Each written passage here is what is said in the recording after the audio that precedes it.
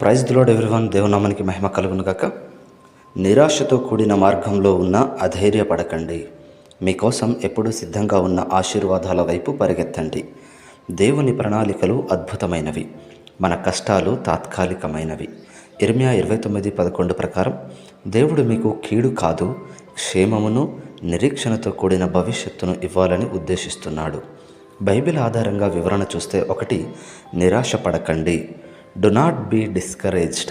యెహోషువ 1:9 ఈ విధంగా ఉంది: నిబ్బరము కలిగి ధైర్యముగా ఉండుము, భయపడకము, విస్మయము నొందకము, నీవు నడుచు మార్గమంతటిలో నీ దేవుడైన యెహోవా నీకు తోడయుండును అని దేవుడు హామీ ఇస్తున్నాడు.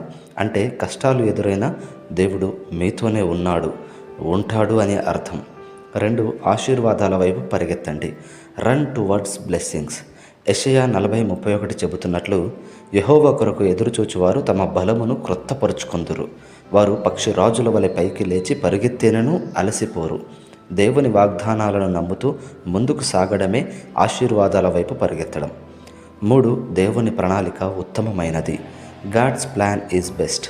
రోమపత్రిక 8:28 ప్రకారం దేవుని ప్రేమించు వారికి, అనగా ఆయన సంకల్పము చొప్పున పిలువబడిన వారికి సమస్తమును సమకూడి మేలు కలుగుటకై జరుగుచున్నవని మనం ఎరుగుదుము.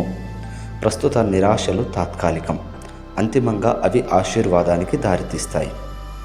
ముఖ్యమైన వాగ్దానాలు ఏమిటంటే, ఇర్మియా 29:11, నేను మీ కొరకు ఉద్దేశించిన ఉద్దేశములను నేనెరుగుదును, అవి కీడు కొరకు కావు, సమాధానము కొరకు, మీకు నిరీక్షణతో కూడిన భవిష్యత్తును ఇచ్చుట కొరకు ఉద్దేశించినవి అని ఉంటుంది.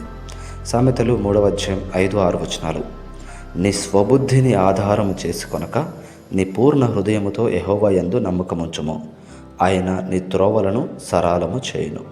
కాబట్టి ప్రస్తుత పరిస్థితిని చూసి అధైర్యపడకుండా దేవుని వాగ్దానాలను నమ్మి ప్రార్థనతో ముందుకు సాగండి. ఆమేన్.